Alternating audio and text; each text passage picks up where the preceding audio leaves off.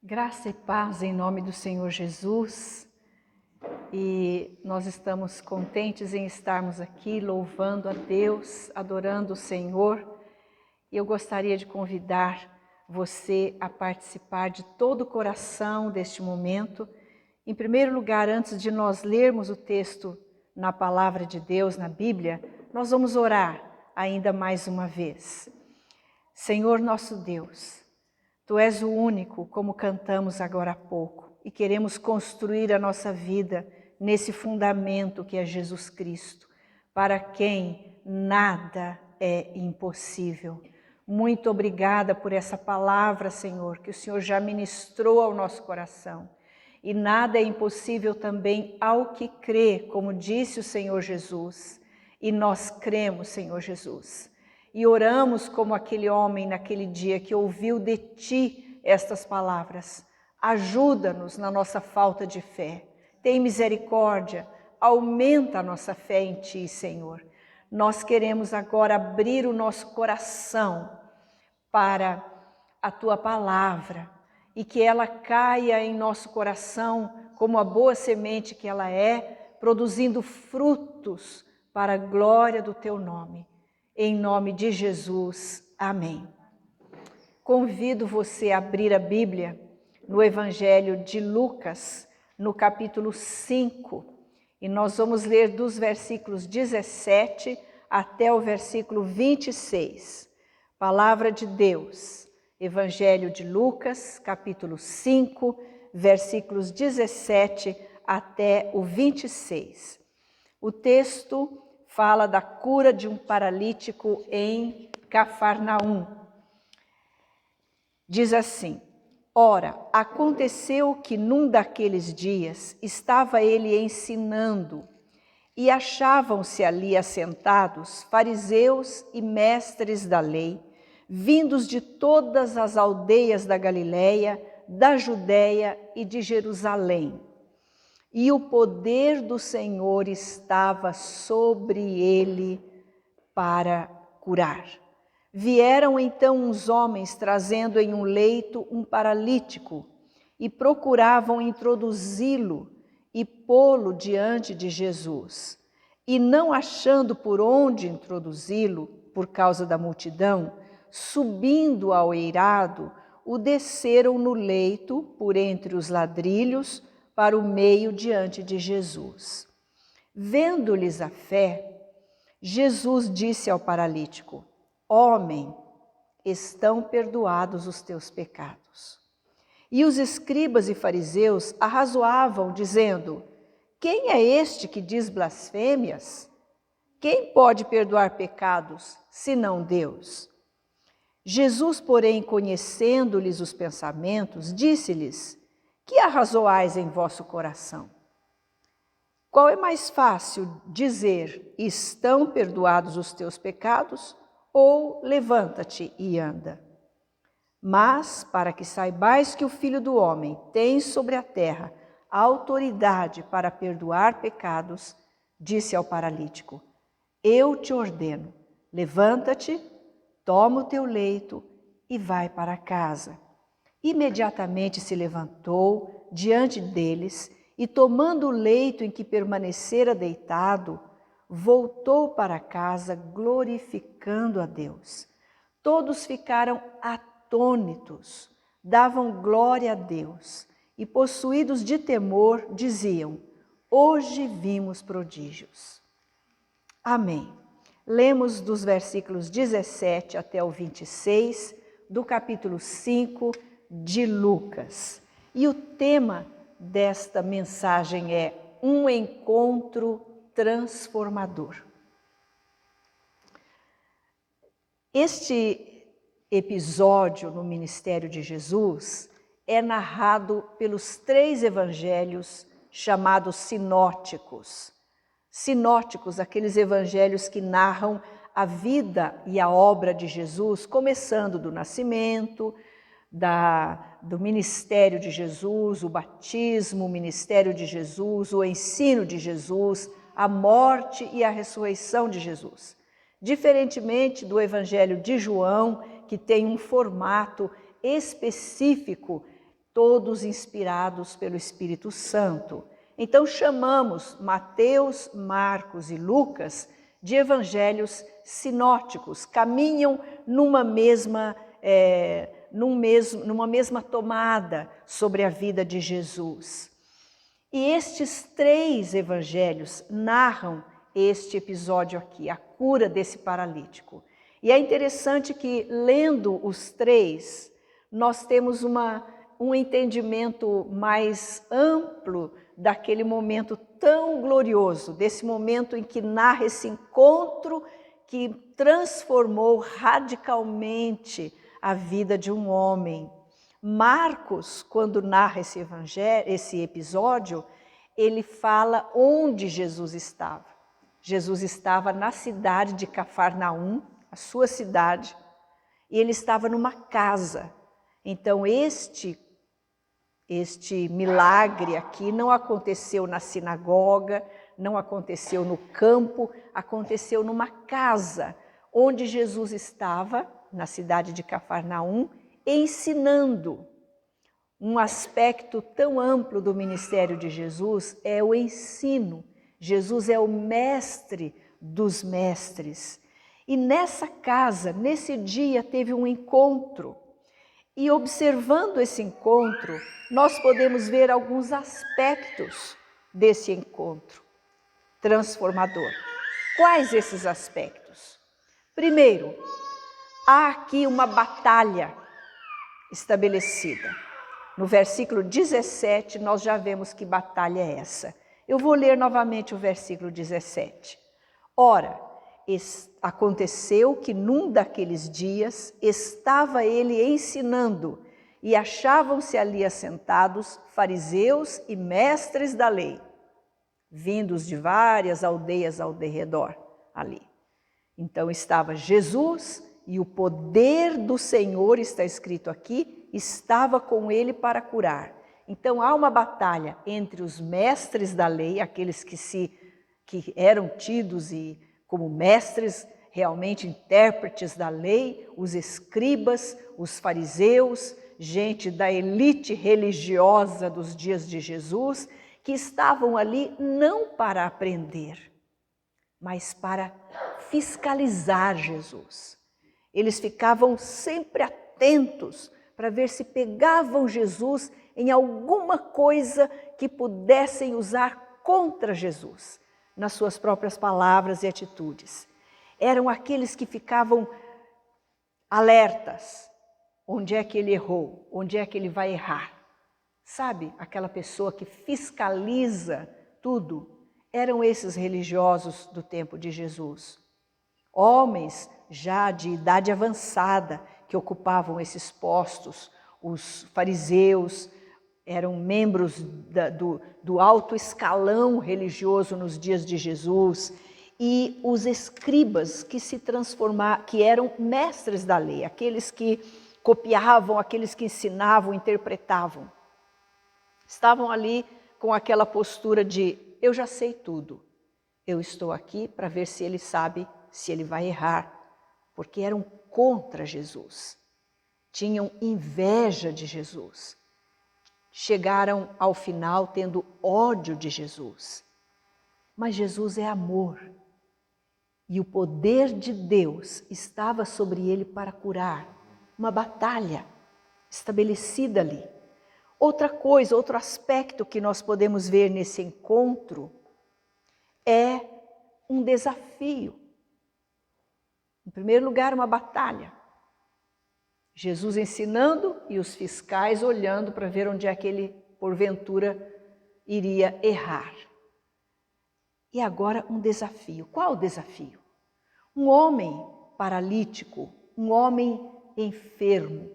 A paralisia, ela pode também nos levar a pensar naquilo que uma outra paralisia faz na pessoa. A paralisia espiritual, que faz a pessoa ficar imobilizada, não consegue sair do lugar. Passa ano, entra ano e ele está igual.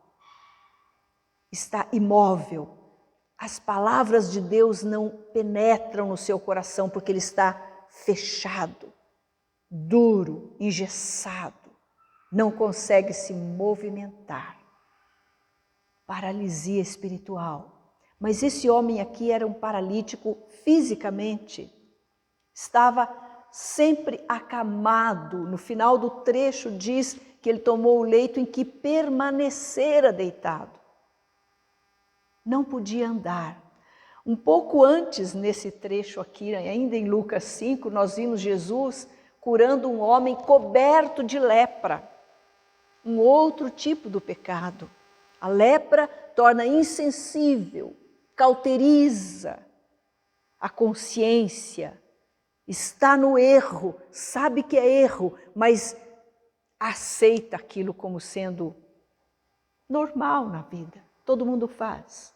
E a paralisia engessa, imobiliza. Tipos de pecado. Aquele homem estava enfermo. Como é que ele poderia chegar até onde Jesus estava? Mas a Bíblia diz que vieram, versículo 18, vieram então uns homens, trazendo em um leito um paralítico. Graças a Deus, porque sempre tem alguém que leva a pessoa até Jesus.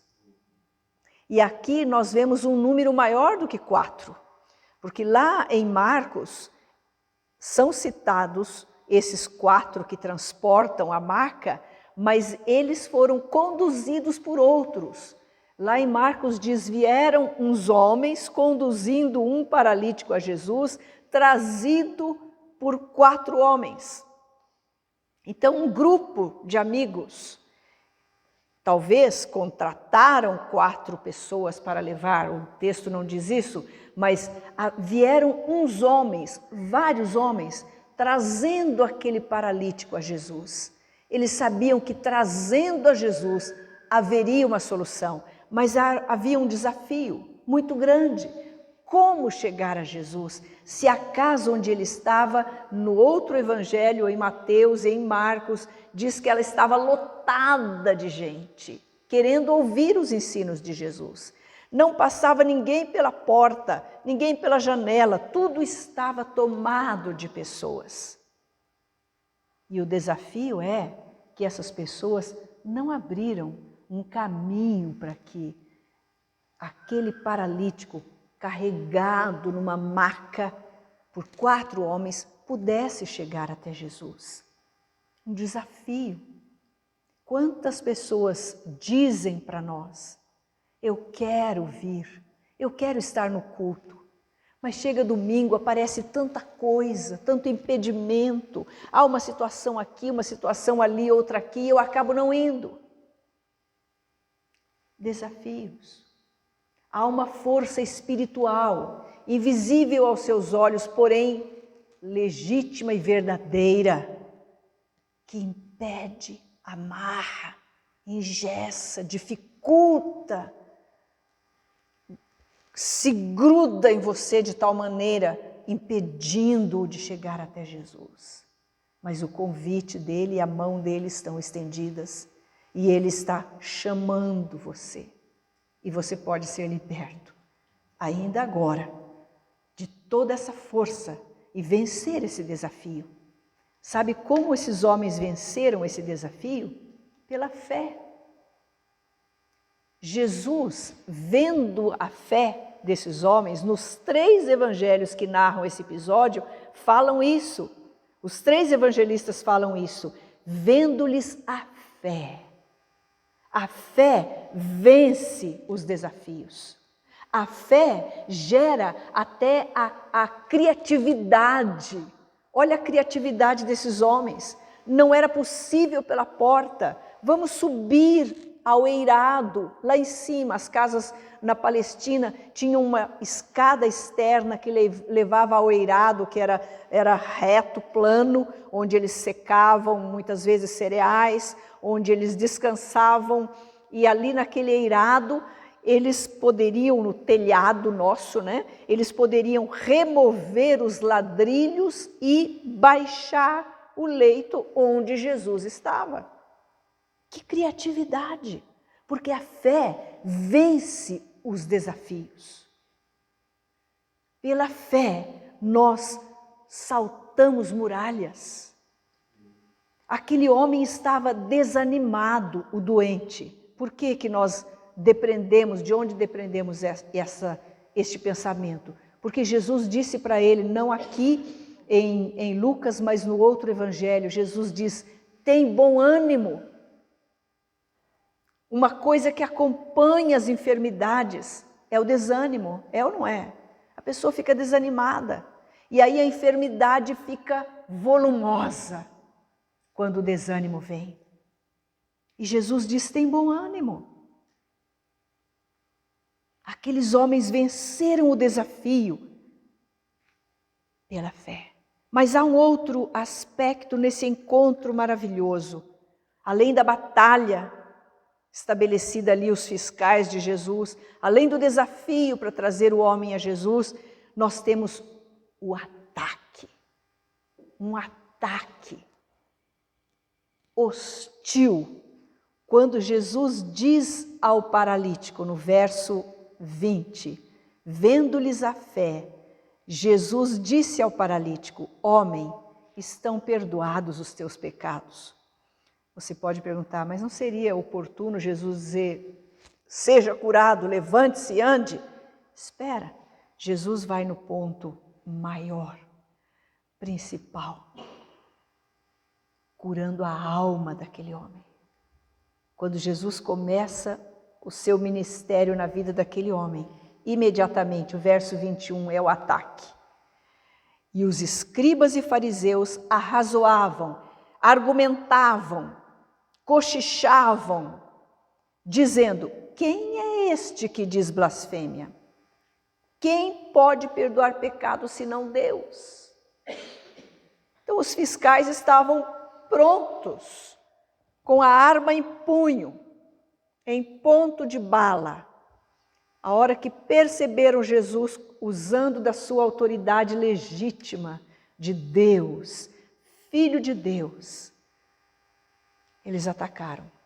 Quem é ele? O único que pode perdoar pecados é Deus. Jesus é Deus. Jesus pode perdoar os pecados. E Ele pode perdoar você e a mim. Se não fosse isso, nenhum de nós poderia estar aqui nesse momento. A começar por mim. Se não fosse o perdão de Jesus, nós não poderíamos estar aqui. Mas Jesus pagou o preço pelo seu pecado, pelo meu pecado, e nos concede gratuitamente o perdão. Eles atacaram imediatamente. Quem é este? Está blasfemando. A blasfêmia é uma ofensa imperdoável, profunda e ampla. Então, eles acusaram Jesus desse pecado. Uma batalha, um desafio, um ataque explícito diante de todos. E Jesus, diante de todos, mostrou mais uma vez a sua onisciência, porque Ele sabe o que nós estamos pensando. Ele conhece o arrazoar, o argumento lá íntimo que pode ser que alguém nem verbalize, mas Ele sabe. E Ele conhecendo o pensamento daqueles homens, Ele diz, o que vocês estão arrazoando nos seus corações? O que é mais fácil dizer? Dizer, estão perdoados os teus pecados, ou dizer, levanta e anda? Ali estavam eles, os mestres da lei, os escribas, os fariseus e os demais. Ninguém poderia fazer nenhuma dessas duas coisas. Jesus disse, não é possível para os homens, mas é possível para Deus. Mais tarde, o versículo que o Kiko leu agora há pouco, que tudo é possível ao que crê. Hoje é possível para nós ministrarmos, usarmos o nome de Jesus para ministrar cura, libertação, porque para isto Ele nos deixou para prosseguir na sua mesma obra que Ele começou a fazer. Voltando aqui, nós encontramos então o quarto aspecto desse milagre, desse encontro maravilhoso, restaurador, a vitória. A vitória de Jesus. Nos versos 22 até o 25, Jesus perguntando: o que arrazoais em vosso coração? Qual é mais fácil dizer: estão perdoados os teus pecados, ou levanta-te e anda? Mas para que saibais que o Filho do Homem tem sobre a terra a autoridade para perdoar os pecados, então Jesus disse ao paralítico: levanta-te, eu te ordeno, levanta-te, toma o teu leito e vai para casa. Jesus deu uma ordem maravilhosa que só Deus poderia dar. E aquele homem levanta-se imediatamente, toma nas mãos aquilo em que ele estivera preso por tanto tempo. Aquele leito no qual ele foi carregado, agora ele carrega aquela cama, aquela maca. Que diferença! Que diferença! Entrou ali carregado naquela cama, sua companheira por tanto tempo, e sai carregando a cama. Que vitória! Cura física e cura da alma, porque antes de ouvir essa ordem maravilhosa, levanta-te, toma o teu leito e vai para a tua casa, ele ouviu a maior notícia que alguém pode ouvir, porque ela tem valor aqui e para a eternidade. Homem, estão perdoados os teus pecados. Filho, no outro evangelho aparece essa palavra, filho. O Senhor Jesus estabelece uma relação pessoal, de amor, de filiação. Filho, tem bom ânimo, estão perdoados os teus pecados, está curada a tua doença física. Que mais aquele homem poderia esperar de bom? Que encontro que transformou a sua vida. E finalmente nós temos um último episódio neste encontro. A celebração. No versículo 26, nós lemos: todos ficaram atônitos, espantados, maravilhados, davam glória a Deus e, possuídos de temor, diziam: hoje vimos prodígios, milagres. Duas coisas: deram glória a Deus e ficaram cheios de temor. Glória a Deus e temor no coração. Eu gostaria de convidar você para pensar um pouquinho, juntamente comigo, com os textos bíblicos aqui, sobre a glória de Deus. O que é glória de Deus? O que é dar glória a Deus? A glória tem um dono, é Deus. Cantamos ainda há pouco: digno do meu louvor, digno da minha vida, digno é Jesus. Ele é o Rei da glória, Ele é o Deus da glória. E nós fomos criados para a sua glória. A glória é uma das palavras difíceis de se traduzir, de se compreender na sua amplitude. Mas a glória de Deus, pelos textos da Bíblia, nós entendemos que é a presença de Deus. É a majestade de Deus, é o resplendor de Deus, a glória de Deus. Nós fomos criados para a glória de Deus, Quantas pessoas querem glória para si mesmo?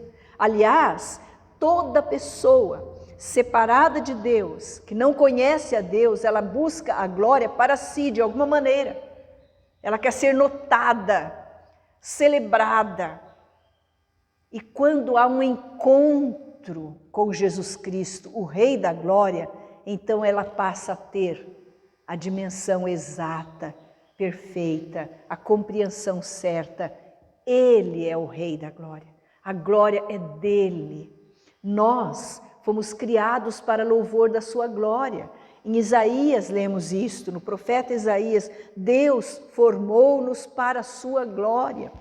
Mas entrou o pecado na nossa história e nos destituiu da glória de Deus. Paulo diz em Romanos 3:23, pois todos pecaram e destituídos estão, carecem, precisam da glória de Deus. Estão destituídos, ficamos destituídos da glória e precisamos da glória, da presença de Deus. Sem a presença de Deus, o homem está perdido, não sabe para onde vai, não sabe de onde veio, não sabe por que está neste mundo, não sabe qual é a finalidade da sua vida. Nada satisfaz o seu coração. Ele precisa ter um encontro transformador.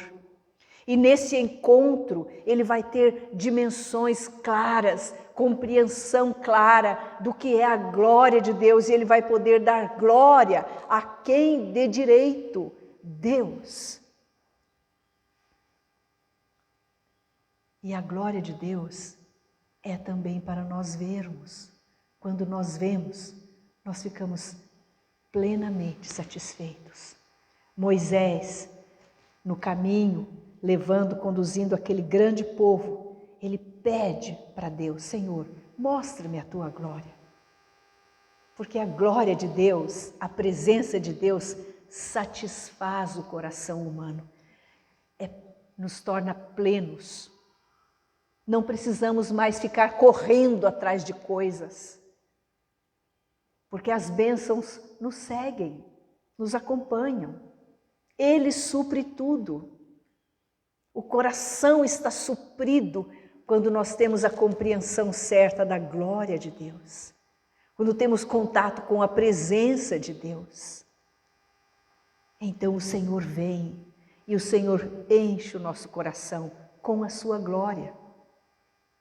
Deus disse para Moisés, fica aqui, escondidinho aqui, eu vou passar e você vai ver a minha glória. E Jesus disse para as duas irmãs que perderam o irmão Lázaro, Marta e Maria, Jesus disse, eu não te disse que se creres, verás a glória de Deus? Então o que é preciso para que nós vejamos essa glória? Crer, a fé. Por isso que Jesus olhou para aqueles homens, vendo a fé daqueles homens. A fé agrada o coração de Deus. Quando nós cremos no Senhor, vemos a glória. Não importa as circunstâncias, não importa o que esteja acontecendo ao nosso redor, vemos a glória de Deus. E quando vemos a glória de Deus, o nosso coração se completa, é satisfeito. Aqueles que estavam ali presentes, que viram aquele homem entrar ali carregado, paralítico, de repente viram, sob a ordem de Jesus, aquele homem se levantar diante dos seus olhos, pegar a cama em que estivera deitado tanto tempo e sair carregando. Aqueles homens só tinham uma coisa para fazer: dar glória a Deus.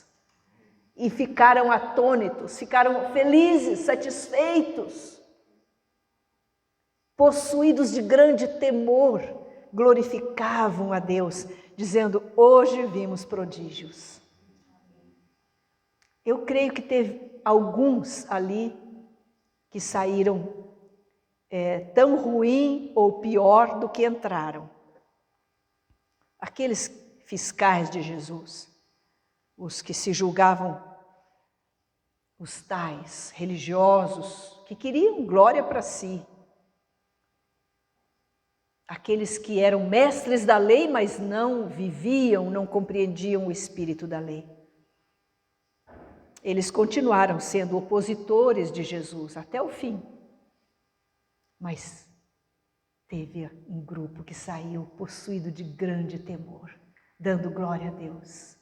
E teve um que saiu certamente dando pulo de alegria, carregando a sua cama, indo para a sua casa, restaurado a sua família. Quantos aspectos desse encontro maravilhoso. De que jeito você quer sair? De que jeito você gostaria de sair, tendo presenciado um milagre desses? Certamente que possuído de grande temor, dando glória a Deus. Eu quero te falar uma coisa. Jesus está aqui e Ele está convidando você para ter um encontro transformador com Ele. Este episódio não está perdido nas páginas da Bíblia. Ele está aqui na palavra de Deus, presente para crermos nele e para vivermos coisas desse tipo hoje, agora. Você pode estar se sentindo paralisado, preso. O Senhor Jesus está aqui para dizer: eu te ordeno, levanta-te, toma o teu leito, seja livre e tenha poder para carregar aquilo que antes prendia você. Você está curado, os seus pecados estão perdoados. Há um encontro mais maravilhoso, poderoso, restaurador, transformador do que esse? Você gostaria de ter esse encontro? O Senhor Jesus está convidando você. Vamos curvar as nossas cabeças, fechar os olhos, aí mesmo onde você está. Diga ao Senhor: eu quero ter esse encontro contigo. De novo, eu quero. Pode ser que você esteja se sentindo tão preso a uma ou outra situação. O Senhor libertador, Jesus Cristo, que veio para libertar, para salvar, para buscar, para restaurar, para transformar. Ele está aqui. E Ele é o Deus de toda a glória, de todo o poder, de toda a majestade. E Ele quer fazer em você o milagre que fez na vida daquele homem naquele dia. Senhor Jesus, aqui estamos nós. Ouvimos a Tua palavra e que a Tua palavra promova agora um reboliço tão grande na vida de cada um de nós. Que não haja ninguém mais preso a coisa alguma, que não haja ninguém mais oprimido pelo pecado, mas que haja neste momento um coração quebrantado e cheio de fé para receber do Teu perdão, da Tua cura, da Tua libertação. E nós queremos Te dar toda a honra e toda a glória, porque ela pertence a Ti. Quem somos nós? Apenas aqueles que carecem da Tua glória. Por isso nós Te dizemos, Senhor, não a nós, mas ao Teu nome da glória. O Senhor é o Deus da glória. Nós Te louvamos porque o mesmo poder está sobre o Senhor neste momento. Tu és o mesmo, Senhor Jesus, ontem, hoje e para sempre. Opera na vida de cada um, daqueles que desejam nesta hora ser transformados. Opera essa transformação. Nós oramos em Teu precioso e poderoso nome. Oramos ao Pai, em nome de Jesus. E contando também com a intercessão gloriosa, maravilhosa do Espírito Santo de Deus. Muito obrigado, Jesus.